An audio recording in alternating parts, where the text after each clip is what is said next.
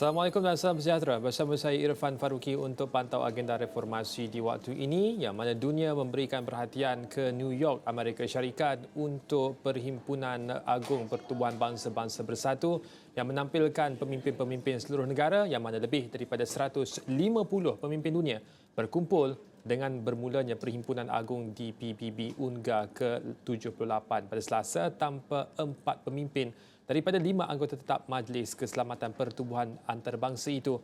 Pada tahun ini, UNGA yang merupakan Badan Pembuat Dasar Pertubuhan Bangsa-Bangsa Bersatu PBB sekali lagi menumpukan isu seperti krisis makanan global, kenaikan harga makanan, pemanasan global dan konflik Ukraine-Rusia.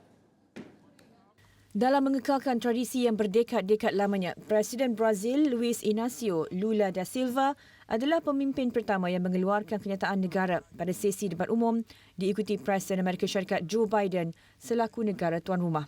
Dalam ucapannya, Biden, satu-satunya pemimpin anggota tetap Majlis Keselamatan PBB yang hadir ke UNGA, menggesa seluruh dunia supaya menentang pencerobohan Rusia ke atas Ukraine. Yet, for the second year in a row, this gathering, dedicated to peaceful resolution of conflicts, is darkened by the shadow of war. An illegal war of conquest brought without provocation by Russia against its neighbor Ukraine. Like every nation in the world, the United States wants this war to end. No nation wants this war to end more than Ukraine. And we strongly support Ukraine in its efforts to bring about a diplomatic resolution that delivers just and lasting peace. But Russia alone bears responsibility for this war. Russia alone has the power to end this war immediately. And it's Russia alone that stands in the way of peace, because Russia's price for peace is Ukraine's capitulation, Ukraine's territory, and Ukraine's children. Presiden Rusia Vladimir Putin, rakan sejawatnya dari China Xi Jinping, Presiden Perancis Emmanuel Macron dan Perdana Menteri Britain Rishi Sunak tidak hadir pada perhimpunan selama seminggu itu. Perdana Menteri Datuk Seri Anwar Ibrahim dijangka tiba di New York pada pukul 10 pagi Rabu bersamaan 10 malam waktu Malaysia untuk membuat penampilan sulungnya di UNGA. Dengan kenyataan negara dijadual akan disampaikan beliau pada pukul 10 pagi Jumaat bersamaan 10 malam waktu Malaysia. Tema debat umum tahun ini ialah Rebuilding Trust and Reigniting Global Solidarity, Accelerating Action on the 2030 Agenda and its Sustainable Development Goals (SDG) towards peace, prosperity, progress and sustainability for all. Pada Isnin, pemimpin dunia di sidang kemuncak SDG 2023 menerima deklarasi politik untuk mengukuhkan semula komitmen perkongsian mereka bagi menamatkan kemiskinan dan kelaparan, memerangi ketidaksamaan dalam dan antara negara-negara serta membina masyarakat yang aman dan tidak meninggalkan sesiapa di belakang. Menjelang kenyataan Perdana Menteri untuk kenyataan negara dalam UNGA kali ini untuk melihat apakah jangkaan dan juga analisis lebih mendalam, kita bersama-sama dengan tetamu dalam talian ketika ini Profesor Madya Dato' Dr. Wan Ahmad Fauzi Wan Hussein yang merupakan Profesor Madya di Institut Antarabangsa Islam dan Tamadun UIAM. Terima kasih Dato' bersama kita waktu ini. Tapi persoalan pertama yang kita bangkitkan berkenaan dengan signifikasi dan makna penampilan Datuk Seri Anwar Ibrahim yang cukup terkenal di pentas antarabangsa, tetapi ini merupakan kali pertama memberikan kenyataan negara di pentas UNGA sebagai Perdana Menteri Malaysia. Apakah makna penampilan Datuk Seri Anwar Ibrahim kali ini, Datuk? Ya, saya melihat penampilan Datuk Seri Anwar Ibrahim begitu bermakna dan penting sekali kalau ditelusuri sejarah beliau sebagai pemimpin negara. Apabila berlaku peristiwa pemecatan beliau pada tahun 1997, bukan isu itu diperkatakan di Malaysia tetapi diperkatakan di peringkat dunia, dan antara sebab yang menjadi kata orang alasan kepada pemecatan beliau juga kerana isu-isu yang berkait rapat dengan tadbir urus yang baik, memerangi corruption, dan Yang Amat Berhormat Perdana Menteri juga banyak bercakap di pentas dunia tentang civil society. Jadi saya percaya pengalaman beliau setelah disingkirkan daripada kerajaan pada tahun 1997 dan perjuangan beliau selepas itu mengangkat isu hak asasi manusia, isu civil society, dan bagaimana Yang Amat Berhormat barangkali akan ditanya tentang pendirian beliau tentang banyak isu yang pernah diperkatakan dan cabaran yang beliau hadapi di Malaysia pada ketika ini kerana saya percaya banyak isu yang akan ditanya tentang pelaksanaan polisi berhubung dengan tadbir urus yang baik dan juga bagaimana beliau dapat menyatukan perbezaan parti politik sehingga beliau mendapat kepercayaan Seri Paduka Baginda Yang Teragung untuk dipilih dan dilantik sebagai Perdana Menteri Malaysia yang ke-10. Ya. Tapi kali ini Perdana Menteri tampil di atas pentas tersebut. Datuk Seri Anwar Ibrahim secara khusus tampil di atas pentas UNGA sebagai Perdana Menteri, yang mana kalau kita lihat dari sudut generasi pemimpinnya, ramai yang sudah tidak ada. Sebagai contoh, Rashid Ghannouchi sudah tidak lagi merupakan pemimpin utama Tunisia, yang tinggal hanya Recep Tayyip Erdogan yang akan mengadakan pertemuan di luar Perhimpunan Agung kali ini. Tapi melihat kepada batch kepimpinan itu, Datuk Seri Anwar Ibrahim boleh dikatakan sedikit lewat untuk menduduki kedudukan tertinggi dalam sesebuah negara. Adakah itu akan menjejaskan misi Datuk Seri Anwar Ibrahim sebagai Perdana Menteri dan mewakili kerajaan Malaysia ke UNGA, manakala sahabat dan rakannya sewaktu beliau muda dahulu tidak lagi bersamanya ketika ini, Datuk? Saya melihat contoh kepada Presiden Nelson Mandela pada suatu ketika dulu. Walaupun beliau lewat diangkat sebagai pemimpin negara, tetapi auranya melihat pada sejarah perjuangan dan engagement yang dibuat oleh Datuk Seri Anwar Ibrahim dengan masyarakat dunia berterusan walaupun pada ketika itu beliau tidak berada dalam kerajaan. Saya percaya sebagai pemimpin lama, season dan beritanya sentiasa berada di muka akhbar media peringkat antarabangsa, kemunculannya dinanti-nantikan. Pengalaman beliau amat berharga sendiri, amat begitu berharga, dan bagaimana pendirian beliau akan dinilai, dikaji oleh pelbagai pihak. Kita tahu banyak expectation daripada pelbagai pihak untuk melihat pendekatan Datuk Seri Perdana Menteri kita dalam menangani pelbagai isu antarabangsa, ISET dan sebagainya, bagaimana isu itu dikupas dengan pelbagai cabaran yang ada, khususnya selepas pilihan raya umum di Malaysia dan juga kesan daripada pilihan raya negeri. Ini saya rasa akan mempengaruhi dari sudut penyampaian pendekatan yang amat berhormat Perdana Menteri kita, dan pastinya ini akan menarik perhatian banyak pihak. Begitu juga Yang Amat Berhormat pernah dinobatkan sebagai Menteri Kewangan, tokoh Menteri Kewangan terbaik pada suatu ketika dulu. Pastinya pendirian pandangan beliau akan diambil dan dilihat sebagai suatu kenyataan yang berwibawa.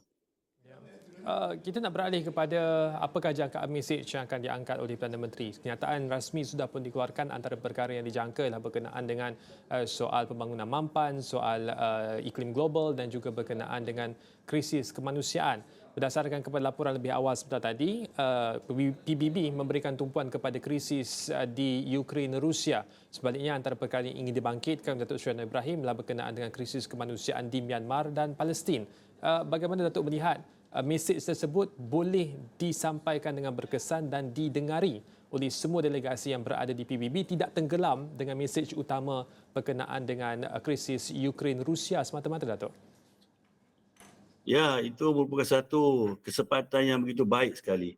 Bagaimana dunia melihat dan menilai penderitaan yang dialami oleh masyarakat Ukraine, begitu juga dapat dinilai bagaimana rakyat Palestin dan juga kumpulan Rohingya dilayani di negeri masing-masing. Dan saya percaya melalui peristiwa yang berlaku ini, sama ada unsur diskriminasi itu ingin diteruskan atau dunia memberi pandangan yang lebih adil kepada rakyat Palestin dan juga Rohingya. Jadi di sinilah masanya perbandingan dapat dibuat dan seruan yang lebih kata orang kuat dapat menarik perhatian semua pihak yang terlibat. Bagaimana kita lihat apabila Rusia dikatakan menceroboh Ukraine, Amerika sendiri bangkit campur tangan dalam urusan Ukraine, dan dilihat dari sudut bantuan dunia begitu bersegera. Tapi dan pada masa yang sama, penderitaan yang dialami oleh rakyat Palestin sejak negara mereka diambil pada tahun 1948 dan juga ethnic cleansing yang berlaku di Rohingya seolah dipandang begitu sepi sekali. Jadi saya percaya apabila Yang Berhormat Perdana Menteri membangkitkan isu ini, saya rasa kenyataan itu akan dilihat secara lebih konstruktif, lebih adil, lebih saksama dan dapat kata orang mengelakkan berlakunya bias dalam pendirian Malaysia terhadap isu tersebut. Ya, berkenaan dengan Palestin pula, bagaimana Datuk secara spesifik? Kerana pastinya ini melibatkan soal sokongan blok OIC, negara-negara Islam pastinya bersama dengan Palestin meskipun ada normalisasi hubungan dengan Israel, tetapi Amerika Syarikat terus kekal menyokong Israel. Jadi Perdana Menteri Malaysia menyuarakan berkenaan dengan Palestin, adakah itu akan memberikan sebarang kesan kepada negara?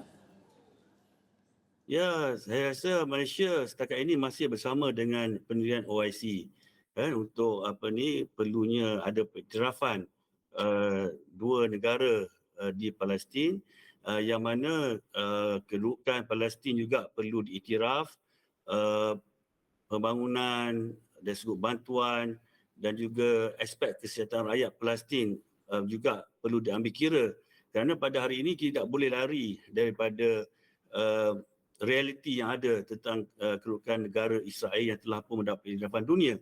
Jadi isu semasa yang berada di Palestin masih lagi relevan di Malaysia dan saya percaya perkara inilah yang akan diangkat oleh Yang Amat Berhormat Perdana Menteri supaya pengiktirafan sewajarnya beri perlindungan. Banyak isu yang masih bangkit tentang hubungan luar dan bagaimana sekatan hubungan yang terus dilaksanakan dan juga kita lihat daripada semasa ke semasa rakyat Palestin diserang oleh Israel. Jadi barangkali suatu pendirian yang lebih tegas perlu diusulkan oleh kerajaan Malaysia dan saya percaya dengan apa yang berlaku di Ukraine, perkara ini dapat dilihat secara kesaksamaan tanpa ada diskriminasi.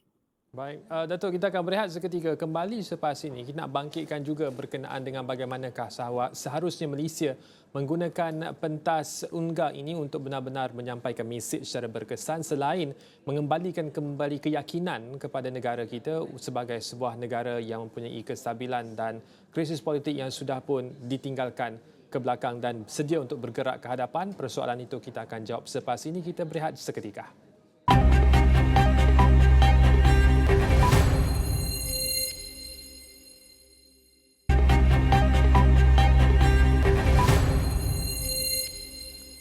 Kembali dalam pantau agenda reformasi. Sebelum kita meneruskan diskusi ini, perkembangan dari New York untuk Perhimpunan Agung Pertubuhan Bangsa-Bangsa Bersatu, antara lain Malaysia menggesa Pertubuhan Kerjasama Islam OIC menjalin kerjasama dengan ASEAN bagi menyelesaikan krisis kemanusiaan Rohingya. Menteri Luar Datuk Seri Zamri Abdul Kadir berkata kedua-dua pertubuhan harus meminta pihak berkuasa tentera di negara itu mengurangkan atau menghentikan keganasan.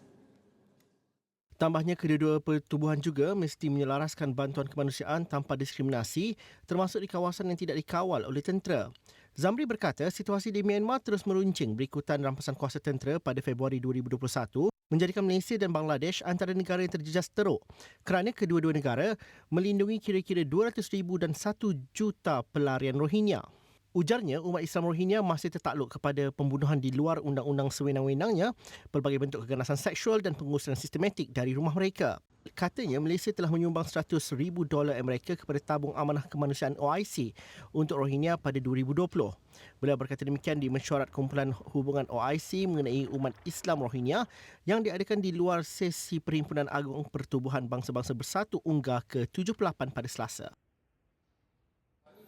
Berikutnya, Iran mempertahankan program nuklear negara itu pada Perhimpunan Agung Pertubuhan Bangsa-Bangsa Bersatu PBB di New York pada Selasa. Presiden Iran Ebrahim Raisi menjelaskan Tehran menandatangani perjanjian nuklear pada 2015 untuk menyekat pengayaan uranium secara drastik bagi tujuan persenjataan dan membenarkan pemeriksaan ketat Agensi Tenaga Atom Antarabangsa IAEA. امریکا باید با اعتمادسازی اثبات کند که دارای حسن نیت است و اراده واقعی برای عمل به تعهدات خود و نهایی کردن مسیر دارد. اروپایی‌ها نیز که در پی سالها عدم پایبندی به تعهدات خود از جمله در لغو تحریم‌ها اکنون برجام و قطعنامه 22 31 شورای امنیت سازمان ملل را نقض می‌کنند باید درک کنند که با سرعت گرفتن در مسیر پرهزینه تقابل بازنده خواهند شد. سلاح هسته‌ای هیچ جایگاهی در دکترین دفاعی جمهوری اسلامی ایران ندارد. Selepas Amerika Syarikat menarik diri daripada perjanjian itu pada 2018 di bawah Presiden ketika itu iaitu Donald Trump, Tehran mula memperkayakan uranium hampir mencapai ketulinan grade senjata dan menyekat pemeriksaan IAEA. Pada Sabtu, Tehran memaklumkan bahawa IAEA bahawa ia telah melucutkan akreditasi pakar utama mereka untuk memeriksa senjata nuklear negara itu. Langkah itu susulan pengumuman Jerman, Perancis dan Britain bahawa mereka tidak akan menarik balik sekatan sedia ada terhadap Iran berhubung program nuklearnya. Rundingan untuk menghidupkan semula perjanjian nuklear 2015 tidak mencapai kemajuan yang ketara selama lebih daripada setahun. Pada Isnin, Amerika Syarikat dan Iran melakukan pertukaran pertahanan yang telah disediakan selama berbulan-bulan dan menurut pemerhati boleh membuka laluan kepada pusingan baru rundingan. Baik, kita teruskan diskusi bersama dengan Profesor Madya Datuk Dr. Wan Ahmad Fauzi Wan Hussein, Profesor Madya Institut Antarabangsa Islam dan Tamadun UIAM. Datuk, kita nak kongsikan berkenaan dengan bagaimana Malaysia perlu memanfaatkan pentas UNGA ini. Dan kalau kita lihat dalam sejarah Perhimpunan Agung ini antara pemimpin seperti Muammar Gaddafi daripada Libya dan juga Recep Tayyip Erdogan daripada Turki menggunakan pentas itu untuk benar-benar menyampaikan apa yang terkandung dalam isi hati dan juga pendirian negara-negara dengan cara yang luar biasa. Recep Tayyip Erdogan membawa plakat dan juga pembentangan ketika berucap, Muammar Gaddafi berucap hingga lebih daripada sejam. Tapi untuk Datuk Seri Anwar Ibrahim, Perdana Menteri kita sebelum ini juga, Datuk Seri Ismail Sabri Yaakob, berucap dalam bahasa Melayu. Untuk Datuk Seri Anwar Ibrahim, apa yang seharusnya dilakukan untuk memastikan bahawa fokus tertumpu kepada mesej dari Malaysia, Datuk? Ya, saya percaya kita Malaysia merupakan salah sebuah negara pengeluar minyak dan kita apa yang berlaku selepas COVID memberi kesan yang begitu mendalam kepada ekonomi negara dari sudut peminjaman luar, dari sudut food security, dari sudut isu kesejakatan. Saya percaya ini merupakan peluang yang baik kepada Yang Amat Perdana Menteri kita untuk menjelaskan kedudukan Malaysia dan juga pendirian Malaysia sebagai sebuah negara pengeluar minyak dan juga gas yang merupakan hasil dan pendekatan yang ingin diambil untuk memajukan green teknologi dalam menghadapi isu kepanasan global, climate change. Saya percaya Yang Amat Berhormat Perdana Menteri akan mengutarakan keperluan kerjasama antara bangsa sebagai contohnya komitmen yang telah diberikan oleh negara industri untuk peruntukan 100 bilion USD setahun bagi tujuan pembangunan green economy. Jadi perkara ini perlu diambil peluang. Media ini perlu diambil peluang untuk mencadangkan, untuk menengahkan bantuan atau kerjasama yang perlu diberikan kepada negara seperti Malaysia. Kerana kita mempunyai hasil bumi yang banyak selain daripada minyak, kita juga kaya dengan rare earth mengikut analisa terbaru. Jadi bagaimana jika sekiranya kita barangkali dihalang untuk memajukan rare earth kita secara perlombongan terbuka, jadi kita memerlukan teknologi, kita memerlukan hasil bumi, kita memerlukan sumber ekonomi untuk menangani isu semasa, untuk membangunkan ekonomi kita, memulihkan ekonomi kita setelah berlaku pasca COVID. Dan juga isu lain yang berhubung dengan global change yang kita hadapi seperti keadaan banjir, keadaan kesuburan dan juga keperluan untuk kita membangunkan pertanian. Kita memerlukan teknologi kerana kita juga berhadapan dengan food security. Kita import begitu banyak bahan mentah dan juga makanan mentah seperti beras dan sebagainya. Jadi inilah yang antara aspek yang perlu dibangkitkan melalui kerjasama antarabangsa, dan juga satu aspek lain ialah kedudukan Malaysia yang sering dinilai sebagai negara yang tidak menghormati hak asasi.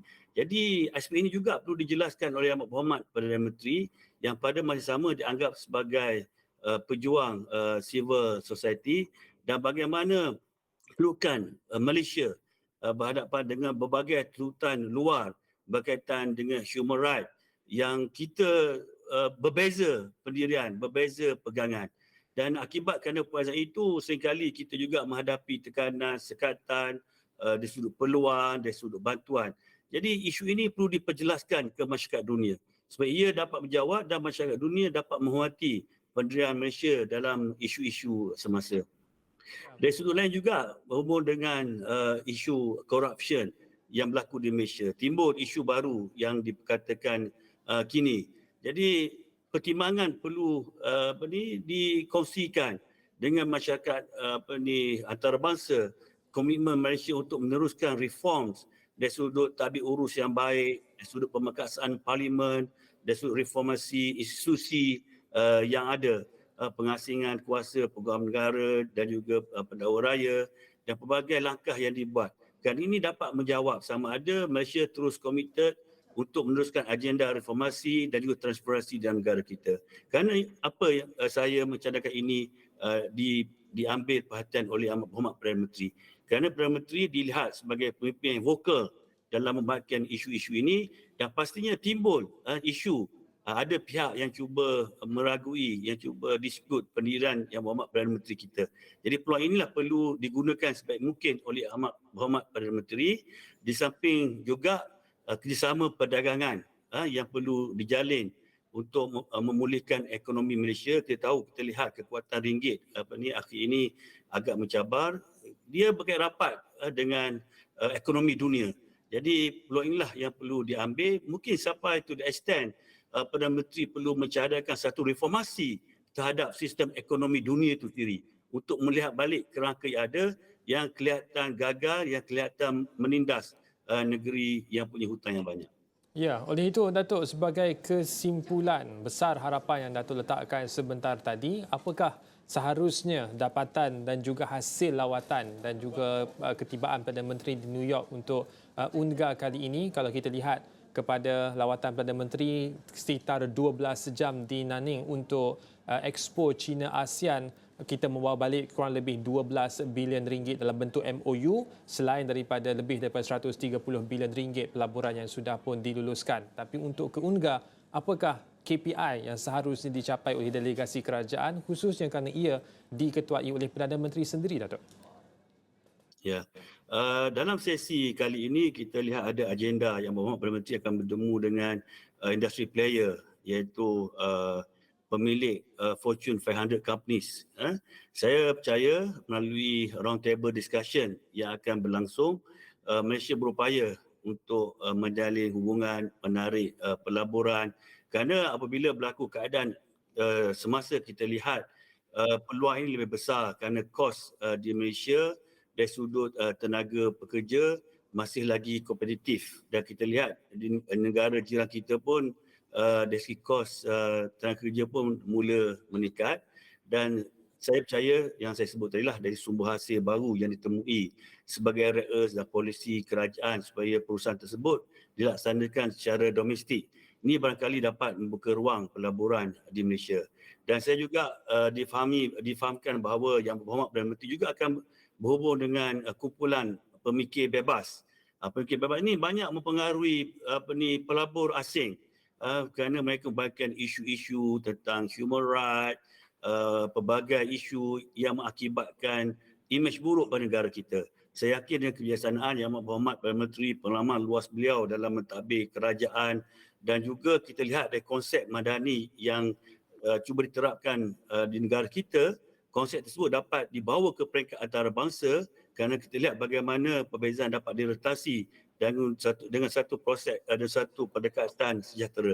Saya yakin dengan engagement yang akan berlaku itu dapat menjawab banyak isu dan akhirnya dapat meredakan tomahan terhadap Malaysia, sertunya membuka ruang pelaburan dan juga menarik minat pihak baru untuk melabur di Malaysia, insya-Allah. Baik. Terima kasih Profesor Madya Datuk Dr. Wan Ahmad Fauzi Wan Husin, Profesor Madya di Institut Antarabangsa Islam dan Tamadun UIM berkongsi perspektif berkenaan dengan apakah jangkaan yang akan diberikan tumpuan oleh Perdana Menteri dalam kenyataan negara untuk UNGA kali ini dan hal-hal lain yang berbangkit yang seharusnya dikecapi oleh Malaysia dalam lawatan ke Amerika Syarikat kali ini. Itu sahaja untuk kupasan berkenaan dengan UNGA, dan kita akan bawakan laporan langsung dan seterusnya dalam bulletin-bulletin dan juga di portal extrawarning.com. Saya Irfan Faruqi, salam hormat.